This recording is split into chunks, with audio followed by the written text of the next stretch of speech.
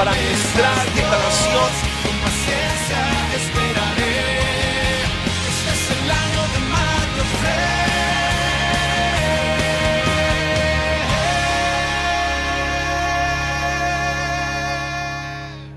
La Biblia nos habla, y cuando Jesús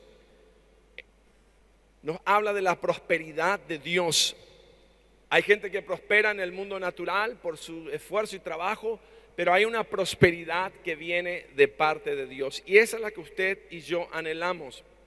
Y nosotros vimos que en Israel, cuando Jesús se manifestó a la nación de Israel, y es lo que nosotros tenemos que aprender, a manifestarnos a la nación. Jesús le habló a la nación y se enfrenta en esta situación con el sistema religioso, que es el que gobernaba casi directamente sobre la nación de Israel. Y la Biblia nos habla que Jesús en el capítulo 12 les habla de los fariseos, pero también les habla que el sistema de farisaico oprimía a la nación y regulaba el sistema social y económico del país.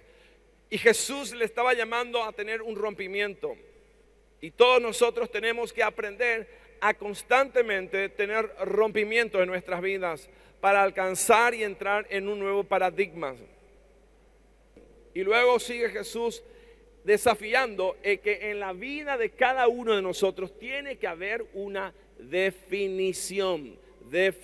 Tenemos que definirnos, porque no podemos andar en dos aguas y navegar en dos aguas en todo el tiempo. Y Jesús habla de la definición y dice así en el versículo 8: os digo que todo aquel que me confesare delante de los hombres, también el Hijo del Hombre le confesará delante de los ángeles de Dios.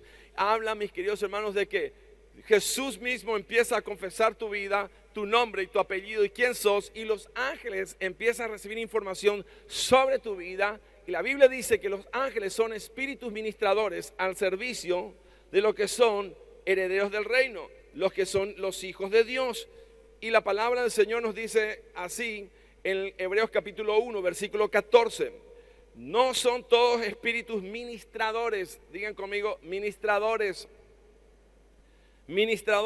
enviados para servicio a favor, digan conmigo, a favor de los que serán herederos de la salvación. Cuando Jesús empieza a confesarte, hay una acción angelical en ese momento, y se activan el reino de Dios y vienen a servirte, no porque sos algo, sino porque vos le estás confesando y te estás definiendo, y están rompiendo en tu vida los paradigmas que te puedan atar al plano natural, al plano temporal. ¿Por qué? Porque lo temporal, mis hermanos, es pasajero. Tenemos ahora que definirnos para luego priorizar nuestras vidas y traer un orden en las prioridades. Y las prioridades se definen en la vida de un individuo en el tiempo y en el cariño, en el afecto que uno le da. Por eso, cuando Dios nos dice el primer mandamiento, ¿cuál es? Amarás a Dios sobre ¿qué cosa? Todas las cosas. Por eso que es importante que cuando usted enfatiza su tiempo en las cosas a las cuales usted dedica, y usted mide la cantidad de minutos y horas en el día, eso determina posiblemente el tipo de prioridad que usted tiene. ¿Me estoy explicando? Si usted simplemente con Dios toca el tambo, lee 2 versículos y se va, y en el resto del día se olvida de orar, de estar en comunión con Dios, usted se pasa 2 horas en la televisión, 3 horas en la televisión. Si usted le da 3 horas a la tele por día, 2 horas por tele, y a Dios le da 10, 15 minutos, esa es su prioridad. Y quiero decir que con la medida que usted le mida a Dios, Dios le va a medir. Y en el momento que usted levante su clamor a Dios, quiero decirle que también Dios le va a priorizar de la misma manera. Los 15 minutos es lo que a usted le va a servir. Cuando los domingos usted dice, me voy a jugar fútbol en vez de ir a la iglesia, bueno, hay momentos que usted va a necesitar, y Dios dice, estoy jugando fútbol. No te puedo atender. ¿Por qué le digo esto? Miren, la Biblia dice bien claro que es extraordinario, que con la medida que yo le mido a Dios, Dios me va a medir. ¿Y cómo? ¿Cómo yo determino eso? Dice la Biblia en Hebreos capítulo 11, versículo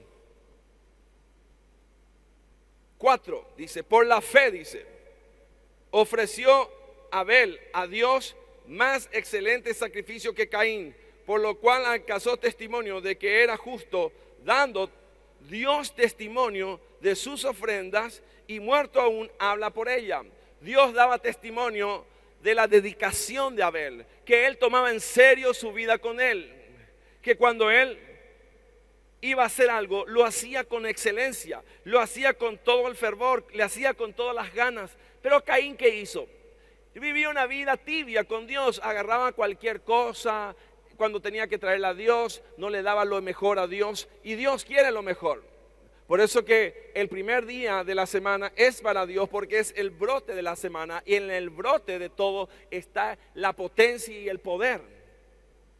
Y nosotros le dedicamos a Dios este día y venimos con expectativa, venimos con ganas. Por eso Dios habla de un rompimiento, habla de un destino, habla de una definición y habla de la prioridad. Porque dice en ese momento la prioridad del rico insensato.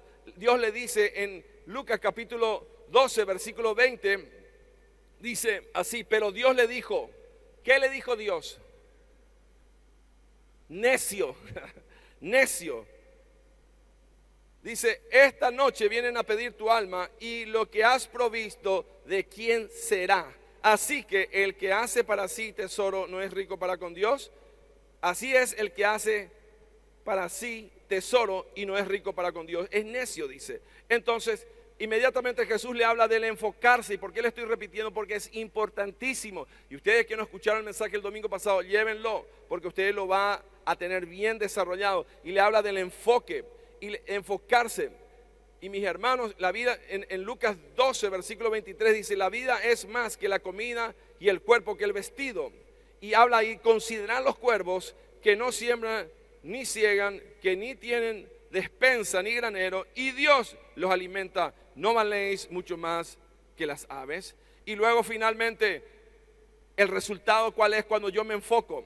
Porque el Señor nos dice a todos nosotros en el versículo 29, vosotros pues no os preocupéis por lo que habéis de comer, ni por lo que habéis de beber, ni estéis en ansiosa inquietud, porque todas estas cosas buscan la gente del mundo, pero, digan conmigo, pero, mi Padre sabe que tengo necesidad de ¿qué cosa?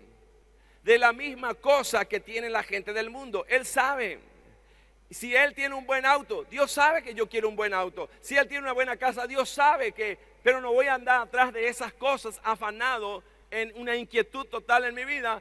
¿Por qué? Porque estoy enfocado ahora y estoy enfocado en el reino de Dios buscando, y Dios empieza a activar a favor mío en una libertad gloriosa. ¿Por qué? Porque yo ya no estoy atado ni amarrado a nada en la tierra, porque yo ni tú no somos de aquí. Y no estamos amarrados a nada en la tierra. E inmediatamente Jesús nos lleva a la decisión. Digan conmigo, decisión. En Lucas 12:32 nos dice así: no temáis manada pequeña, porque a vuestro Padre le ha placido daros el reino. Wow. Cuando Dios habla del reino, no habla simplemente de las añadiduras en la tierra y del gobierno, sino que habla de realmente manifestar su poder total aquí en la tierra a través de tu vida. Y el reino y la autoridad habla de que los principados que gobiernan y oprimen los imperios y las naciones están bajo tu autoridad. Por eso que ahora en el nombre de Jesús vos tenés el poder. Amén. Ahora, manada pequeña, ¿por qué es manada pequeña? Porque la mayoría de la gente no se rige conforme a estos principios. Son muchos los llamados, pero pocos los escogidos. ¿Y quiénes son los escogidos? Los que se determinan a quebrar con el sistema y a entender que van a entrar en una dependencia absoluta de Dios y para con Dios, para que Dios ahora sea Él todo a través de mi vida y podamos influenciar el mundo.